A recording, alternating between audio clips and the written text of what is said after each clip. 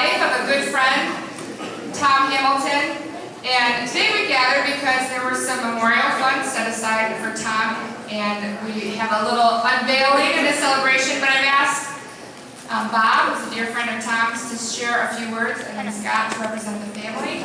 And then we will have the great reveal. Aren't you excited about that? All right, so let's start with a few words from Bob.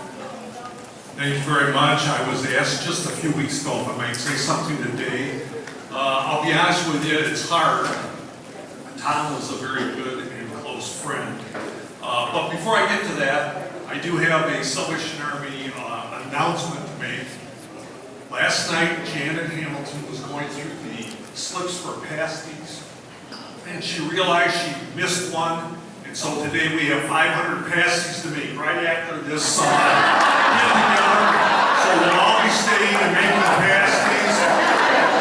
Okay, maybe we won't all be staying and making pasties. Anyways, the Hamilton family, if I'm not mistaken, I believe came to the core back in the 70s. Would that be correct?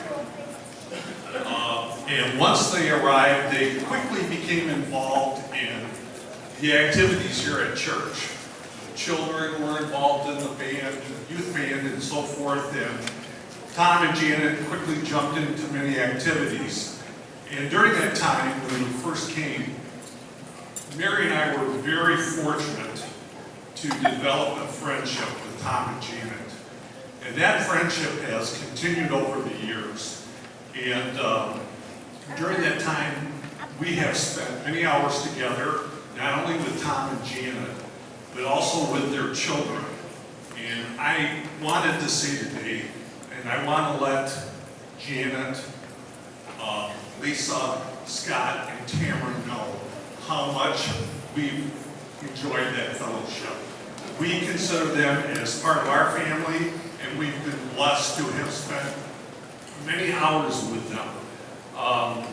So when we first met the Hamiltons right away, Tom and I developed a friendship, and we realized right off the bat we both love something, and that love was sports. We both absolutely love sports, and during the years that we have been friends, we have spent many hours watching sports on TV, going to sporting events, playing sports, and that's why I think today is really interesting that we're meeting here in the gymnasium. Over the years, Tom has loved being part of the core and the sports activities that have taken place here in the gymnasium. I can remember early on, I hate to mention it, but it's been a number of years ago, when Tom and I and some of the young men here who are now probably older, used to play basketball here in the gym. And we had some great times and some great fellowship doing that. So being here is certainly a key thing. And also it's really interesting that we're so close to the kitchen. I don't know if you know, but Tom was a kitchen person.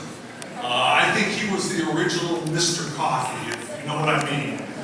There's a corner here in the kitchen where Tom spent many hours making coffee and providing the drinks for all the different meals and dinners that we've had here. And so we're going to have a little bit of a memorial or dedication of things in both positions here shortly. You know, the Salvation Army has a motto that says, hand to man and heart to God. And when I think of Tom Hamilton, I think that motto fits into a T. I think Tom realized after he committed his life to Christ, and as he grew as a Christian, he wanted to find a way that he could express his love. And I think Tom did that by working and doing for others. And Tom has spent countless hours here, whether it be making meals. I don't know if you know, but Tom and Janet at one time were involved in children's church, and they were in charge of that. They also were involved in the Cradle Roll Party, put on many different events here for Christmas time. And so when I think of Tom, I think of all the hours he spent spent here and his life and his dedication to his God and to church. And I was looking for a scripture verse that might go along with some of my thoughts. And in 1 Peter 4, verse 10, it states, "Each one should use whatever gift he has received to serve others, faithfully administering God's grace in its various forms. If anyone speaks, he should do it as one speaking the very words of God. And if anyone serves, he should do it with the strength God provides, so that in all things God may be praised." And I truly believe when we look at Tom Hamilton and his life, his witness here is something that we can certainly try to emulate and copy, and through his expression of dedication and service to others, I'm grateful for the life of Tom Hamilton. I didn't get a chance earlier, I wanted to, and I want to mention it's nice, and Scott's going to be coming up shortly, but it's nice to have Lisa, Scott, and Tamara here as part of the family.